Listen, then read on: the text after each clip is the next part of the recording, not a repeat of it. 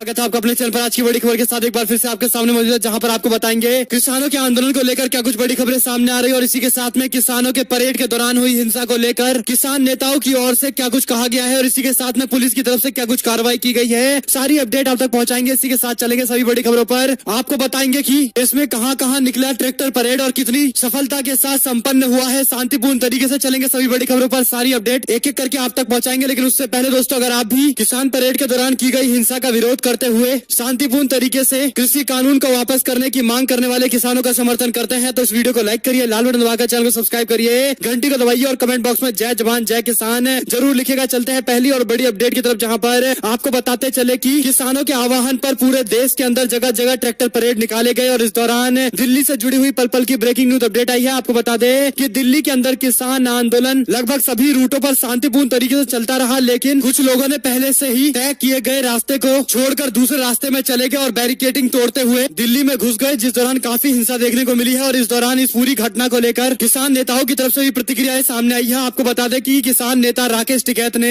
इस हिंसक प्रदर्शन को लेकर कड़ी निंदा करते हुए कहा कि हिंसक प्रदर्शन में दूर दूर तक भारतीय किसान यूनियन शामिल नहीं था। आपको बता दें कि परेड के दौरान हुई हिंसा को लेकर सभी किसान नेताओं ने एक सुर के अंदर इसका खंडन करते हुए कहा कि ऐसे लोगों का, ऐसे उपद्रवियों का किसान आंदोलन से कोई लेना देना नहीं है। यहाँ आंदोलन की विचारधारा से अलग काम कर रहे हैं। आपको बता दें कि भारतीय किसान यूनियन के राष्ट्रीय प्रवक्ता राकेश टिकैत ने दिल्ली में ट्रैक्टर मार्च के दौरान हुई हिंसा पर आधिकारिक बयान जारी किया है। उन्होंने कहा कि संयुक्त मोर्चा के आह्वान पर 26 जनवरी 2021 के अवसर पर परेड में भागीदारी निभाने वाले सभी किसान भाइयों को भारतीय किसान यूनियन की तरफ से तहे दिल से शुक्रिया अदा करते हुए उन्होंने बयान दिया है। उन्होंने कहा कि अप्रिय घटना को अंजाम दिया गया, हम इसकी कड़ी निंदा करते हैं और जो घटना घटी है उसके प्रति खेद प्रकट करते हैं। इस पूरी घटना के लिए भारतीय किसान यूनियन दिल्ली पुलिस प्रशासन को जिम्मेदार ठहराती है। जो निर्धारित रूट दिल्ली पुलिस की तरफ से दिया गया था, ट्रैक्टर मार्च उसी रूट पर शुरू किया गया था, लेकिन पहले से चिन्हित किए गए जगहों पर बैरिकेड न कर किसान यात्रा को भ्रमित करने का प्रयास किया गया। इसी का नतीजा यह हुआ कि ट्रैक्टर सवार भटक गए और दिल्ली की तरफ चले गए। इसी के साथ में उन्होंने हिंसक घटना की कड़ी निंदा की है। आपको बता दें कि किसान यूनियन के नेता ने कहा कि हम शांतिपूर्ण आंदोलन में विश्वास रखते हैं और इसी के साथ में उनके 60 दिनों से चल रहे किसान आंदोलन को लेकर उन्होंने कहा कि लगातार किसान आंदोलन चल रहा है, लेकिन किसी भी तरह की कोई हिंसा की खबर सामने नहीं आई है और इस तरह की हिंसा का भी पुरजोर तरीके से खंडन करते हैं। इस पूरे मामले पर जांच होनी चाहिए और इसी के साथ में उन्होंने कहा कि हम लोग भी चिन्हित कर रहे हैं कि आखिर ये कौन लोग थे जिन्होंने इस तरह का कृत्य किया है जो किसानों के आंदोलन की विचारधारा से अलग है। और भारतीय किसान यूनियन किसी भी हिंसक प्रदर्शन या राष्ट्रीय प्रतीकों को प्रभावित करने वाले कृत्यों में लिप्त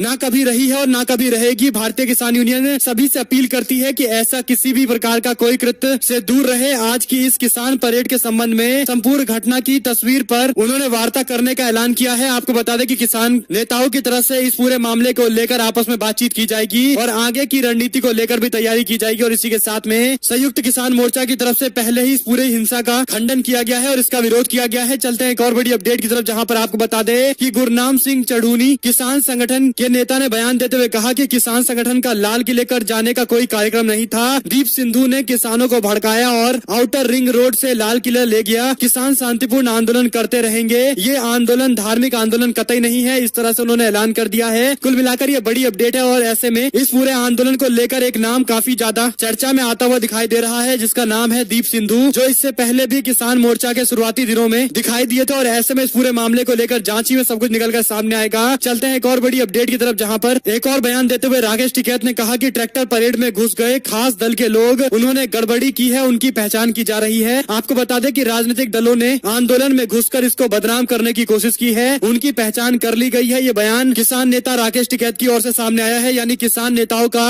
इस पूरे मामले को लेकर क्या कुछ प्रतिक्रिया है, हम आपको एक एक करके बता रहे हैं। इसी के साथ में आपको बताते चले कि हिंसा की खबर आने के बाद ही किसान मोर्चा की तरफ से तत्काल प्रभाव से किसानों की ट्रैक्टर परेड को वापस ले लिया गया और बाद में किसान अपने पुराने प्रदर्शन स्थल पर आ गए, यानी सिंगू बॉर्डर, गाजीपुर बॉर्डर और टिकरी बॉर्डर जैसे अपने पुराने स्थल पर आ गए। चलते हैं एक और बड़ी अपडेट की तरफ, जहां पर किसान आंदोलन के बीच में कई सारी तस्वीरें सामने आई है, लेकिन कुछ ऐसी तस्वीरें भी सामने आई है जिसमें प्रदर्शनकारी लोगों के द्वारा दिल्ली पुलिस के एक जवान को घेर कर उसे मारपीट से बचाया गया है। और इस तरह की तस्वीरें भी सोशल मीडिया पर वायरल हो रही है, जहां पर लोग किसानों की तारीफ कर रहे हैं। आपको बताते चले कि ऐसी भी कई सारी तस्वीरें हैं जहां पर दिल्ली पुलिस के लोग किसानों की जान बचा रहे हैं। कुल मिलाकर ये बड़ी अपडेट इसलिए भी है क्योंकि इन सभी तस्वीरों को देखकर बताया जा सकता है कि कुछ एक ऐसे लोग थे जो प्रायोजित तरीके से हिंसा करने के लिए आए थे और ऐसे में पुलिस जांच में जो कुछ भी निकल कर सामने आएगा, सारी अपडेट आप तक पहुंचाते रहेंगे। चलते हैं एक और बड़ी खबर की तरफ, जहां पर दिल्ली की तर्ज पर बिहार के अंदर भी किसानों ने संगठन की तरफ से ट्रैक्टर मार्च निकालकर कृषि बिल का विरोध किया है। आपको बता दें कि देश के अंदर केवल दिल्ली और आसपास के बॉर्डर ही नहीं बल्कि पूरे देश के अंदर ट्रैक्टर मार्च को लेकर बड़ी तैयारी की गई थी और ऐसे में पंजाब हरियाणा के साथ साथ बिहार के अंदर भी इस बिल का विरोध किया गया। इस दौरान बड़ी संख्या में ट्रैक्टर परेड निकाले गए, जिसमें दर्जनों ट्रैक्टर लेकर लोग शामिल हुए और इस दौरान तीनों कृषि कानून का विरोध करते हुए इनको वापस लेने की मांग केंद्र सरकार से की गई है और यह आंदोलन पूरी तरह से शांतिपूर्ण रहा है। और इसी के साथ में आपको बता दें कि किसानों ने राजस्थान बॉर्डर पर भी पूरी तरह से शांतिपूर्ण ट्रैक्टर परेड निकाला। किसान संगठनों की ट्रैक्टर परेड के दौरान शांतिपूर्ण प्रदर्शन करने का दावा, जहां पर एक और दिल्ली में कमजोर होता हुआ दिखाई दिया, लेकिन दूसरी तरफ दिल्ली जयपुर हाईवे पर धरने पर बैठे किसानों ने इसके विपरीत शांतिपूर्ण प्रदर्शन करते हुए कूच किया। उन्होंने मानेसर गुड़गांव तक ट्रैक्टर मार्च निकाले और इसकी इजाजत दी गई थी। हाईवे स्थित बॉर्डर पर लगाए गए भारी भरकम अवरोध और बैरिकेड्स को सुबह 11 बजे हटा लिया गया। जैसे ही इन अवरोधों को हटाया गया, वहां से राजस्थान व अन्य राज्यों से आए हुए किसानों ने ट्रैक्टर के साथ मानेसर कूच किया। इस दौरान हाईवे पर किसानों की तरफ से जमकर मोर्चे निकाले गए और 600 से 500 के आसपास वाहन लेकर ट्रैक्टर के साथ किसानों ने मोर्चा संभाला और इस दौरान पुलिस और सुरक्षा बल भी भारी मात्रा में मौजूद रहे और पूरी तरह से आंदोलनकारियों पर नियंत्रण और निगरानी रखी गई और पूरी तरह से यह एक शांतिपूर्ण तरीके से सफल हो गया। चलते हैं एक और बड़ी अपडेट की तरफ, जहां पर दोस्तों किसान आंदोलन के बाद पंजाब और हरियाणा के अंदर हाई अलर्ट पर रखा गया है। सोनीपत समेत 3 जिलों में इंटरनेट और SMS की सुविधाएं और सेवाएं बंद कर दी गई है। आपको बता दें कि दिल्ली में पुलिस और किसानों के बीच में टकराव के बाद पंजाब के मुख्यमंत्री कैप्टन अमरिंदर सिंह ने राज्य में हाई अलर्ट जारी किया है और इस दौरान हरियाणा के अंदर भी किसी भी तरह से प्रशासन कोताही नहीं बरतना चाहता है। चलते हैं एक और बड़ी अपडेट की तरफ, जहां पर दोस्तों किसान हंगामे के बीच में गृह मंत्रालय ने बड़ा फैसला लिया है और दिल्ली के और इसके आसपास के सीमावर्ती इलाकों के अंदर 15 CRPF की कंपनियां तैनात की गई है। दिल्ली के हालात को लेकर गृह मंत्री अमित शाह के आवास पर तकरीबन 2 घंटे तक बैठक चली। इसमें संवेदनशील जगह पर अतिरिक्त फोर्स तैनात करने को कहा गया है। चलते हैं एक और बड़ी अपडेट की तरफ, जहां पर ट्रैक्टर रैली में हिंसा पर बोले संजय राउत, कहा सरकार कानून रद्द करती तो ये काला दिन नहीं आता। दिल्ली में मंगलवार को ट्रैक्टर रैली के दौरान कई जगह पर हिंसा हुई, जिसको लेकर शिवसेना के सांसद संजय राउत ने कहा कि किसानों की भावना समझकर अगर तीनों कृषि कानून को रद्द कर देते तो आज काला दिन नहीं देखना पड़ता। उन्होंने कहा कि आज जो दिल्ली में हुआ है वो राष्ट्रीय शर्म मानते हैं। शिवसेना के प्रवक्ता राउत ने कहा कि महाराष्ट्र के किसान भी मुंबई आए थे, लेकिन वहां पर शांतिपूर्ण तरीके से प्रदर्शन हुआ है। उन्होंने कहा कि जो बात किसान नेताओं ने सरकार को बताई थी और आश्वस्त किया था, इसके बावजूद भी जो भी हुआ है वो दोनों तरफ से इसकी जिम्मेदारी बनती है। जब बाबरी गिरी थी तो प्रदर्शनकारियों ने पुलिस को आश्वासन किया था कि ऐसा कुछ नहीं होने वाला, वहाँ भी इंटेलिजेंस की असफलता थी, यहाँ भी इंटेलिजेंस की असफलता है। राउत ने कहा कि राष्ट्रीय राजधानी में इस तरह की प्रदर्शन कभी देखने को नहीं मिला था। उन्होंने कहा कि जब किसान लाल किले में घुस रहे थे तो सरकार क्या कर रही थी, अब ये लोग किसका इस्तीफा मांगेंगे। यानी उन्होंने इशारों में कह दिया कि क्या इसके लिए भी शरद पवार को जिम्मेदार ठहराएंगे या ममता बनर्जी को, उद्धव ठाकरे को या फिर जॉय बाइडेन को, यानी बीजेपी के नेताओं को इस पूरे मामले को लेकर असफलता की जिम्मेदारी लेनी चाहिए। और संजय राउत की तरफ से स्पष्ट तौर पर यह बात कही गई है। राउत ने 2 महीने से चल रहे आंदोलन को लेकर कहा कि ऐसा अच्छा आंदोलन किसी ने कभी नहीं देखा, लेकिन आज किसानों के सब्र बांध टूट गया। उन्होंने इसी के साथ में जो बयान दिया है उस पर बीजेपी के नेताओं की तरफ से भी प्रतिक्रिया सामने आई है। चलते हैं एक और बड़ी अपडेट की तरफ, जहां पर कांग्रेस पार्टी के सांसद रवनीत सिंह बिट्टू का आरोप, कहा बवाल के पीछे खालिस्तानी है। आपको बता दें कि पंजाब कांग्रेस पार्टी के सांसद रवनीत सिंह बिट्टू ने दावा किया है कि गणतंत्र दिवस पर हुई हिंसा के पीछे खालिस्तानियों का हाथ है। चलते हैं एक और बड़ी अपडेट की तरफ, जहां पर आपको बताते चले कि जनता दल यूनाइटेड ने 41 जिलों के अध्यक्ष बदल दिए हैं। बिहार विधानसभा चुनाव में मन अनुकूल प्रदर्शन नहीं होने के बाद जिले स्तर पर बड़े फेरबदल किए गए हैं। बिहार विधानसभा चुनाव में जनता दल यूनाइटेड को सफलता नहीं मिलने के बाद पार्टी के अंदर बड़े बदलाव किए गए, जिसमें इस सिलसिले के अंदर 41 जिला अध्यक्षों के नाम की सूची जारी की गई है, जिसमें दल के अंदर प्रदेश के अंदर महासचिव अनिल कुमार का दस्तखत शामिल है, जो बताता है कि किस तरह से पार्टी में बड़े फेरबदल किए गए हैं और यहाँ तक कि जिला अध्यक्ष को भी बदल दिया गया है ताकि आगे आने वाले दिनों में अच्छे परिणाम सामने आए। लेकिन जनता दल यूनाइटेड के नेताओं के द्वारा इस तरह के कदम को लेकर राष्ट्रीय जनता दल कांग्रेस पार्टी ने भी निशाना साधा है और कहा कि ऐसा कुछ करने से कुछ भी परिवर्तन देखने को नहीं मिलेगा और जेडीयू को जनता ने नकार दिया है। पहले 2020 के चुनाव में, अब आगे आने वाले पंचायत के चुनाव में भी नकारेंगे। कुल मिलाकर बिहार के अंदर जनता दल यूनाइटेड अपनी खोई हुई जमीन को वापस करने के लिए इस तरह से प्रयास कर रही है। चलते हैं एक और बड़ी अपडेट की तरफ, जहां पर हिंसक आंदोलन के बीच में दिखी किसानों की गांधीगिरी, जहां पर पुलिस और किसानों के बीच में फूल और खाने का आदान और प्रदान हुआ है। आपको बता दें कि कृषि कानून के खिलाफ आंदोलनरत किसानों ने दिल्ली की सीमा के आस पास ट्रैक्टर रैली निकाली, जो शांतिपूर्ण तरीके से सफल रैली साबित हुई, कुछ एक जगह पर छोड़कर। लेकिन आपको बता दें कि कुछ ऐसी तस्वीरें सामने आ रही है जो सीधे तौर पर दिखाती है कि किसानों के आंदोलन को शांतिपूर्ण संपन्न कराने में किसानों की तरफ से भी भूमिका निभाई गई है, जिसमें चिल्ला बॉर्डर पर एक बेहतरीन तस्वीर देखने को मिली जहां पर बॉर्डर पर प्रदर्शनकारी किसानों ने पुलिस कर्मियों के सामने गांधीगिरी की और उनको फूल का आदान प्रदान करके किसानों ने परेड निकाला। चलते हैं एक और बड़ी अपडेट की तरफ जहां पर दोस्तों हिमाचल प्रदेश के अंदर बीजेपी को तगड़ा झटका कांग्रेस पार्टी की तरफ से दिया गया है, जहां पर अर्की निर्वाचन क्षेत्र में जिला परिषद के चुनाव में करारी हार का सामना करने वाली कांग्रेस ने पंचायत विकास समिति में भाजपा को करारा झटका दिया है। बीडीसी के 23 में से 15 निर्वाचित सदस्य कांग्रेस पार्टी के खेमे से आ गए हैं। इस तरह से कांग्रेस पार्टी ने पंचायत विकास समिति कुनिहार में बहुमत के आंकड़े को पार कर लिया है और यही नहीं 15 निर्वाचित सदस्यों ने पूर्व मुख्यमंत्री वीरभद्र सिंह से मिलकर कांग्रेस पार्टी को अपना समर्थन देने का ऐलान कर दिया है। अर्की में तेजी से बदल रहे हैं राजनीतिक समीकरण और इस तरह से हिमाचल प्रदेश में कई जगह पर बीजेपी को झटका देते हुए कांग्रेस पार्टी ने इस तरह के स्टेप लिए हैं जहां पर पार्टी को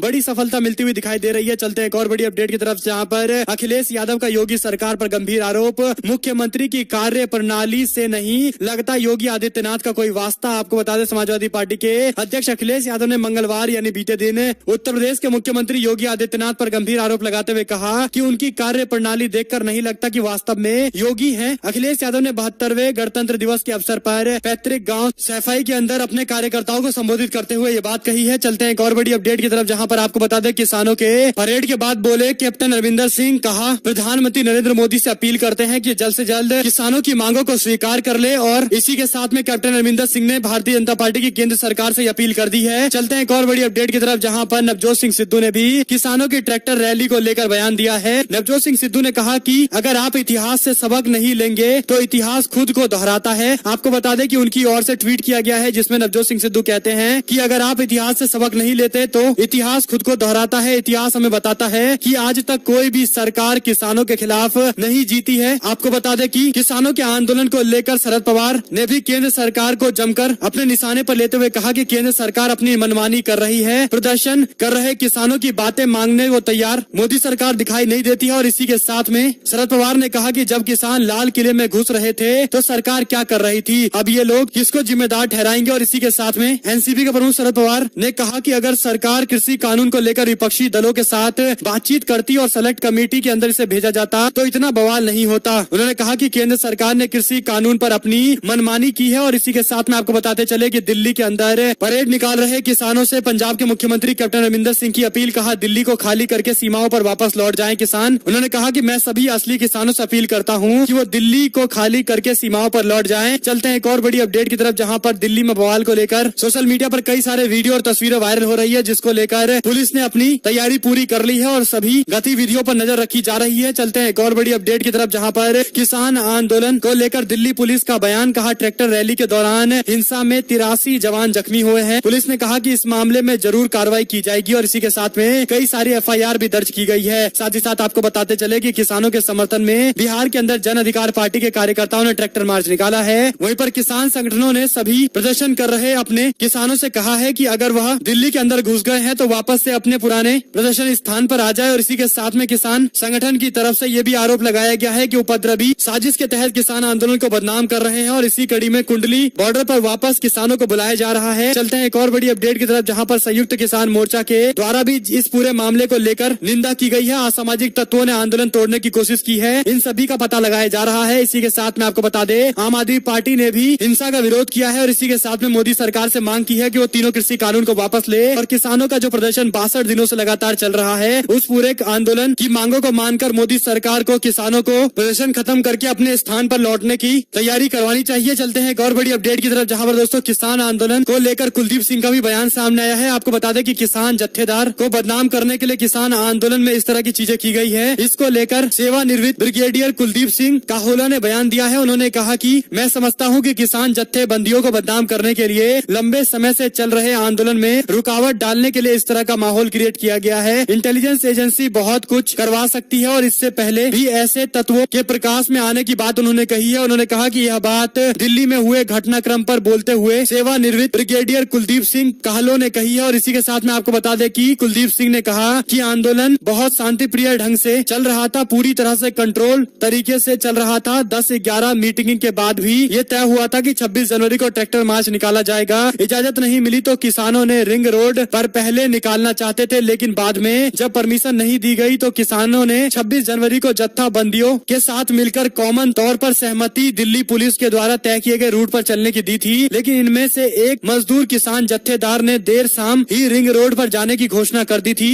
मैं समझता हूँ कि यह अनुचित था, लेकिन पुलिस को इन से बातचीत करने का फर्ज बनता था। कुलदीप कहलो ने कहा कि कुछ जगह झड़पें हुई, आंसू गैस के गोले भी दागे गए, लाठीचार्ज भी हुआ। मेरा मानना है कि कुछ शरारती तत्व जो किसान आंदोलन को दो फाड़ करने के लिए इसमें घुस गए हैं, इनमें से रुकावट डालने के लिए बदनाम करने की साजिशें रच रहे हैं। मुझे लगता है कि मुद्दा सही है, मीटिंगें हुई ढंग से था, लेकिन जो बिना परमिशन वाले रूट पर गए वो सही नहीं था। और इसी के साथ में उन्होंने इस पूरे मामले को लेकर अपनी टिप्पणी दी है और कई सारे महत्वपूर्ण सवाल खड़े किए हैं। चलते हैं एक और बड़ी अपडेट की तरफ, जहां पर भूपेंद्र सिंह हुड्डा का भी बयान सामने आया है। उन्होंने कहा कि अपने जीवन में इतना बड़ा शांतिपूर्ण और अनुशासित आंदोलन उन्होंने कभी नहीं देखा था। साथ ही साथ भूपेंद्र यादव बीजेपी के नेता बिहार पहुंचे हैं, जहां पर बिहार में नीतीश कुमार कैबिनेट के विस्तार को लेकर बीजेपी और जेडीयू के बीच में चर्चा होने वाली है, जिसमें बीजेपी की ओर से 5 नाम और जेडीयू की ओर से 14 नाम सामने आ सकते हैं। साथ ही साथ चलते हैं एक और बड़ी अपडेट की तरफ, जहां पर ममता सरकार के विधायक प्रबीर घोषाल का हुगली जिले की कोर कमेटी से इस्तीफा, बीजेपी में हो सकते हैं शामिल। एक और जानकारी की माने तो असम विधानसभा चुनाव को लेकर कांग्रेस पार्टी ने